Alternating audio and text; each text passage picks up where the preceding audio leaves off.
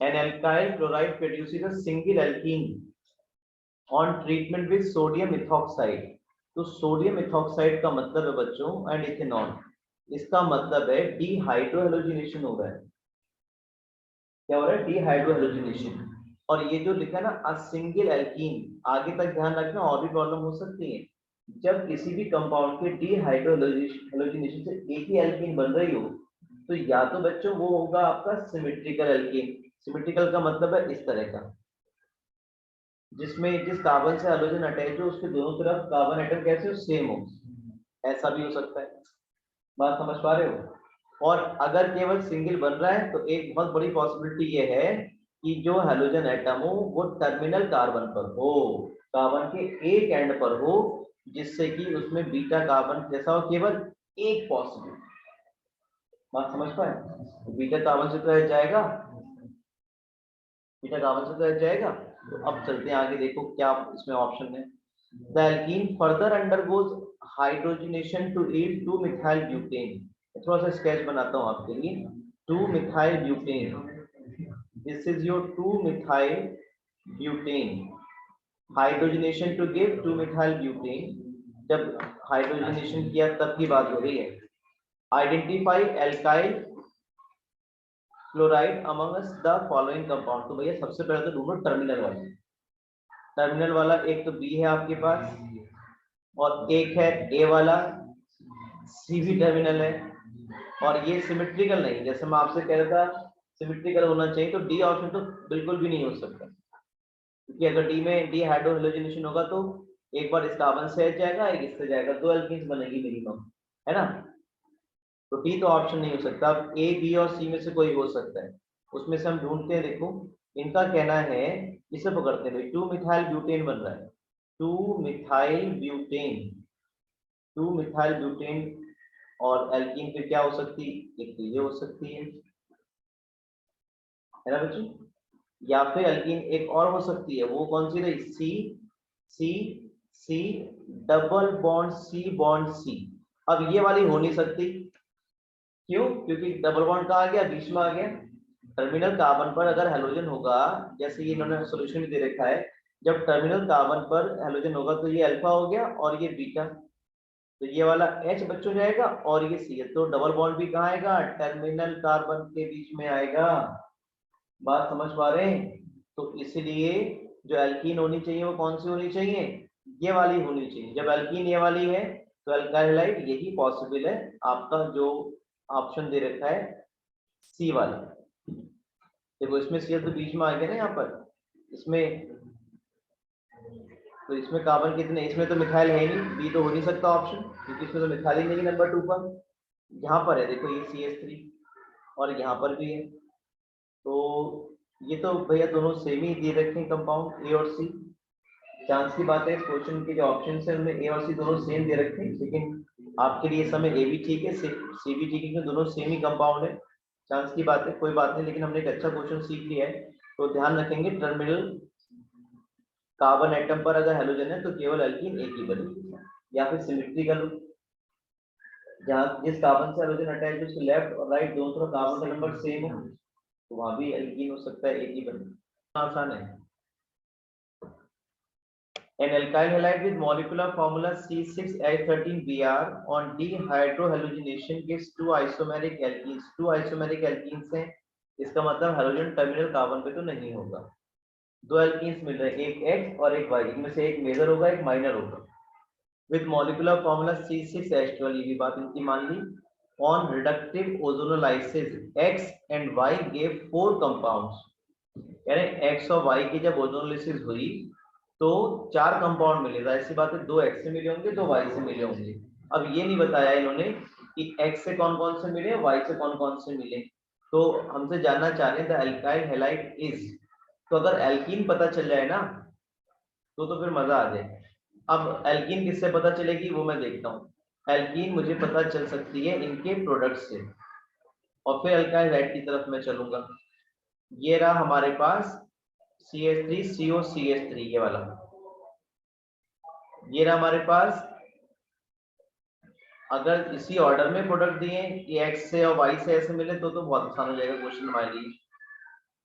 ये CH3CHO आ गया, क्योंकि क्या होगा, ये डबल बॉन्ड वो हट जाएंगे और ये अल्कीन मिल जाएगी हमारे पास, CH3CH3 double bond. Ozone lysis के जो प्रोडक्ट हो उसमें अल्कीन निकालना बड़ा आसान है, ठीक है। ये C आ गया आपके पास और ये सिंगल बॉन्ड CH3 आ गया और ये H आ गया आपके पास।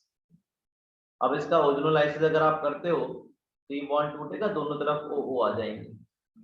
अब बात होती है कि ये वाला जो एल्कीन है ये किस तरह के अल्काइल हैलाइड से बना होगा। देखो आप, ये किस तरह के अल्काइल हैलाइड से बना होगा, इसमें अल्काइल हैलाइड ऐड कर दो आप, CH3C, यहाँ पे कार्बन पर एक H है तो यहाँ नहीं जाएगा, बात समझ पा रहे हो, यहाँ पे एक भी H नहीं तो हाइड्रोजन यहाँ जाएगा बेटे। तो ये आ गया CH3 और ये आ गया CH2 और ये आ गया CH3। ये आया हमारे पास 2, अच्छा Br है सॉरी, Br है तो Br लगा दूंगा सिकल के लिए, कोई ऐसी बात नहीं। तो ये 2 ब्रोमो 2,3 डाई मिथाइल ब्यूटेन। तो ऐसा तो कोई ऑप्शन हमें नहीं मिल रहा है, ऐसा तो कोई ऑप्शन नहीं मिल रहा है हमें। अच्छा, अब ये पता नहीं चल पा रहा है कि अल्काइल हैलाइड है कौन सा। प्रोडक्ट तो दे रखे हैं रिडक्टिव ओजोनलाइसिस की, ये पता करना है कि कौन सा अल्काइल है। मैं अल्काइल हैलाइड ले लेता हूँ, मैं उल्टा ही तरह से चलता हूँ, मतलब कि मैं प्रोडक्ट्स जो आंसर दिए हैं उनसे कनेक्ट करने की कोशिश करता हूँ। पहला हमारे पास है 4 ब्रोमो 2 मिथाइल पेंटीन, बहुत जल्दी मैं कर पाऊंगा। 4 bromo 2 methyl pentene, 4 bromo 2 methyl pentene, तो पेंटीन बना दिया मैंने। ये 4 पर ब्रोमो आ गया, 2 पर मिथाइल आ गया, है ना, 4 ब्रोमो 2 मिथाइल पेंटीन। अब इससे 2 एल्कीन बनेगी, एक तो डबल बॉन्ड यहाँ आ जाएगा और एक बार डबल बॉन्ड इससे, तो हाँ एक बार डबल बॉन्ड यहाँ आ सकता है तो बनेगा ये वाला कंपाउंड, ये वाला बन सकता है CH3, ये देखो कार्बन ये वाला आ गया, ये इस पे 2 CH3 आ गए और इससे CHO, तो ये बन सकता है। और दूसरा क्या हो सकता है, दूसरा हो सकता है 2 कार्बन वाला, ये भी हो सकता है। और दूसरी जो एल्कीन बनेगी वो ये बनेगी, देखो C सिंगल बॉन्ड C, यहाँ डबल बॉन्ड आ जाएगा, ये कार्बन 1 2 1 2, ये कार्बन और ये कार्बन। इसका अगर ओजोनोलाइसिस करेंगे तो फॉर्मल्डिहाइड बनेगा, यानी कि ए नहीं हो सकता भाई, ए नहीं हो सकता आपका। सेकंड ऑप्शन की तरफ चलते हैं, हाँ समझ में आ जाएगा आपको, जब प्रोडक्ट आपको वैसे ही मिलेंगे जो आंसर में दिए हुए। तो ये आपके पास है पेंटेन, ये आ गया, 3 पर ब्रोमो है, 2 पर मिथाइल है और ये पेंटेन। इसकी एक एल्कीन कौन सी बनेगी, देखो एक तो ये बनेगी, तो इसका जब ओजोनोलिसिस होगा तो CH3CHO मिल रहा है आपको, और एक ये आइसोप्रोपाइल ग्रुप जैसा बन रहा है ये वाला, हाँ ये मिल गया एक, तो यहाँ से ये मिल जाएगा इधर वाले पोर्शन से आपको, और इधर से CH3CHO मिल रहा है, बिल्कुल ठीक बात है, 2 बात एक तो पूरी हो गई। अब अगर जाता है H इधर से तो इधर आएगा डबल बॉन्ड, तो आप देखो ये तो बन गए थे, ये बन गया और एक ये बन गया था, है ना। अब ये वाला ओजोनलाइसिस होता है तो एक O इधर आ जाएगा, O एक O, हाँ बन गया ये आ गया CH3COCH3 और ये CH3CH2CH, तो ये वाला ऑप्शन आपका ठीक है, बी वाला। तो प्रोडक्ट से देखना थोड़ा आसान रहा, ये से पकड़ के बनाना मुश्किल था, प्रोडक्ट जो थे उनसे कनेक्ट करने की कोशिश की तो इस तरह से बन जाएगा। फिर से एक बार समझ लीजिए, आप लोग समझना है, दोबारा वीडियो देखें ना, रिपीट। इथाइलिन डाइक्लोराइड ये हो गया, और इथाइलिन क्लोराइड हमारे पास ये है, ये आइसोमेरिक कंपाउंड्स हैं। The false statement about these isomers is, false पूछा है, are both hydrolysed to give the same product, ये बात ठीक नहीं, ये बात ठीक नहीं, दोनों के प्रोडक्ट सेम नहीं बनेंगे हाइड्रोलाइसिस वाले। आपसे पूछा द फॉल्स स्टेटमेंट पूछा है केवल, है ना, तो एक ये वाला हमारे ठीक हो जाएगा। दोनों के हाइड्रोलिसिस प्रोडक्ट सेम नहीं बनेंगे भाई। तो ए वाला ठीक है, contain the same percentage of chlorine, ये बात ठीक है क्योंकि आइसोमर्स है तो परसेंटेज सेम होने वाली है। आर पोजीशन आइसोमर्स, ये भी बात ठीक है। यहाँ नंबर 1 पे 2 हैलोजेंस हैं, यहाँ पे नंबर 1 पे और एक नंबर 2 पर हैलोजन पोजीशन आइसोमर्स हैं। React with alcoholic potash to give the same product, ये बात ठीक है। आप इसका रिएक्शन अल्कोहलिक की वजह से कराओगे अगर, तो एक बार Cl यहाँ से, H यहाँ से, एक बार Cl यहाँ से, एक H यहाँ से, और एक बार करोगे तो Cl और H यहाँ से, दोबारा में Cl करोगे तो सेम प्रोडक्ट नहीं मिलेंगे। हाँ, फॉल्स स्टेटमेंट, तो डीवी स्टेटमेंट फॉल्स है यहाँ पर, यहाँ पे दोनों स्टेटमेंट फॉल्स है। A are both hydrolysed to give same product, ये तो बात गलत है। React with alcoholic potash to give same product, alcoholic potassium की अगर एक बार करते हो तो क्या होगा, Cl और ये H2 चला जाएगा, ये बनेगा CH2 डबल बॉन्ड CHCl, और इसका करोगे तो CH2 डबल बॉन्ड, हाँ बिल्कुल ठीक कह रहे हैं, एक ही बार कराएंगे तो सेम प्रोडक्ट बनेंगे, यानी कि D ठीक है भाई, D is okay, D is okay, right. तो केवल ए वाला ऑप्शन आपको गलत हो रहा है। फिर से एक बार देख लीजिए, ये जो आपका डी ऑप्शन है क्यों सही है, मतलब वो समझे।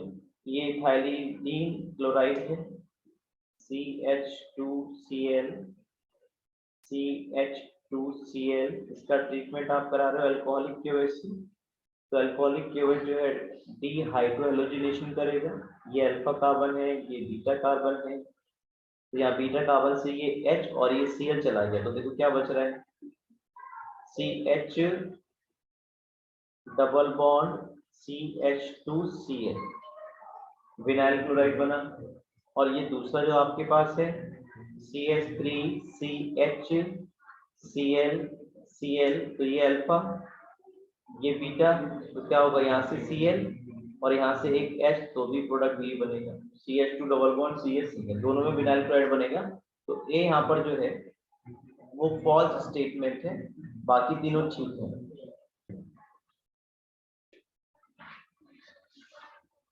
दिस कंपाउंड, ये कोई कंपाउंड दिया है आपको, on treatment with a nucleophile, कोई न्यूक्लियोफाइल है कोई भी, उसके साथ जब ये ट्रीट कर रहा है तो ये न्यूक्लियोफाइल दो जगह पर लग रहा है, तो आपसे पूछना चाह रहे हैं which condition the product yield would be maximum. तो पहली बात तो ये जो X है हैलोजन है, जितना बढ़िया लीविंग ग्रुप होगा, जितना बेटर लीविंग ग्रुप होगा, उतना तेजी से ये चला जाएगा, न्यूक्लियोफाइल जो है लग जाएगा। तो इसमें ऑप्शन आपका या तो डी होगा क्योंकि I वहां पर है, I is best leaving group HCl-Br में, या फिर C होगा। अब मीडियम एक्वस होगा, वाटर होगा, तो फिर सब्स्टिट्यूशन फास्टर हो जाता है then the carbon tetrachloride. Carbon tetrachloride में इनर्ट सॉल्वेंट है, तो वहाँ जो रेट है वो थोड़ा स्लो हो जाता है। अगर आपने देखा हो जितनी भी ब्रोमिनेशन कराते हैं अगर आप कार्बन टेट्राक्लोराइड की प्रेजेंस में, तो वहाँ पे एक सिंगल मोनो प्रोडक्ट बनते हैं आपको, और अगर डायरेक्ट ब्रोमिनेशन से कराते हैं फिनॉल वगैरह केस में तो 2,4,6 ट्राइब्रोमोफिनॉल बनता है। तो कार्बन टेट्राक्लोराइड जो रेट है उसको स्लो कर देगा, तो ईल्ड हमें चाहिए मैक्सिमम। तो वाटर के केस में और जो बेटर लीविंग ग्रुप अगर I है तो रिएक्शन का रेट भी ज्यादा होगा और ईल्ड भी अच्छी मिलेगी, तो डी ऑप्शन यहाँ पर ठीक। The product formed on the reaction of bromine with silver benzoate in the presence of carbon tetrachloride and heat। तो देखिए आप लोग, ये रिएक्शन है, ये सिल्वर बेंजोएट है, C6H5COOH अगर होता बेंजोइक एसिड रहता है, ये अभी H हट के Ag लग गया है तो C6H5COOAg सिल्वर बेंजोएट, और ब्रोमीन से जब इसका ट्रीटमेंट कराओगे तो ये Ag और ये Br, ये AgBr निकल जाएगा एक बेटे, ये CO2 एलिमिनेट हो जाएगा एज ए कार्बन डाइऑक्साइड, और ये C6H5 और ये Br, ये आपका फॉर्म हो जाएगा bromo benzene will be the main product. तो ए ऑप्शन यहाँ पर आपका ठीक हो जाएगा। इसको एक बाइनेम रिएक्शन ही बोलते हैं, वो भी आप देख के मुझे बता सकते हैं। तो ये रिएक्शन जो है पॉपुलरली हंस जीकर रिएक्शन कहलाती है। ये आपके सामने जो क्वेश्चन अभी डिस्कस कर रहे थे, हंस जीकर रिएक्शन ये कहलाती है। बाय नेम भी आप इसको याद रखें तो।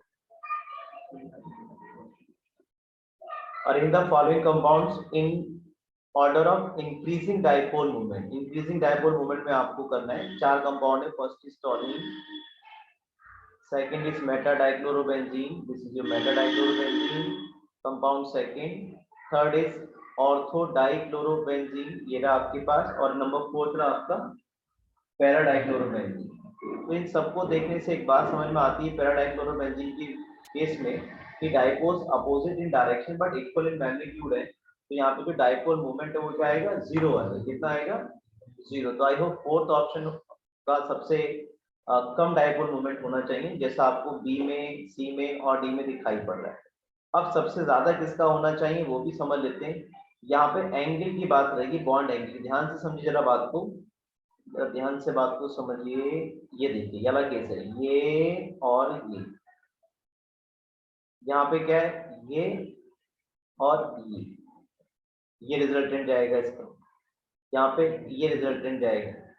तो जहां तक मुझे ध्यान आ रहा है, जहाँ पे बॉन्ड एंगल छोटा होता है वह डाइपोल मूवमेंट ज्यादा होता है। तो थर्ड का डाइपोल मूवमेंट सबसे ज्यादा हो जाना चाहिए, ऐसे ऑप्शन में भी दिखाई पड़ रहा है थर्ड सबसे ज्यादा लिया हुआ है। तो 2 बातें तो मुझे क्लियर हो गई हैं कि सबसे ज्यादा डाइपोल मूवमेंट जो है वो थर्ड का होना चाहिए और सबसे कम 4 का होना चाहिए। तो ऐसे ऑप्शन हमारे पास बी भी है और डी भी है।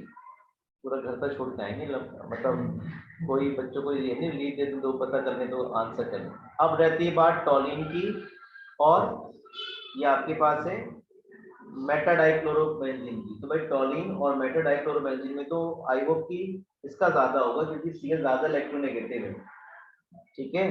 तो इसलिए सबसे ज्यादा रहेगा डाइपोल मूवमेंट ऑर्थो डाइक्लोरोबेंजीन का थर्ड का, उससे कम रहेगा सेकंड का, उससे कम रहेगा टॉलिन का, और सबसे कम रहेगा आपका पैरा डाइक्लोरोबेंजीन का। तो बी ऑप्शन ठीक हो जाना।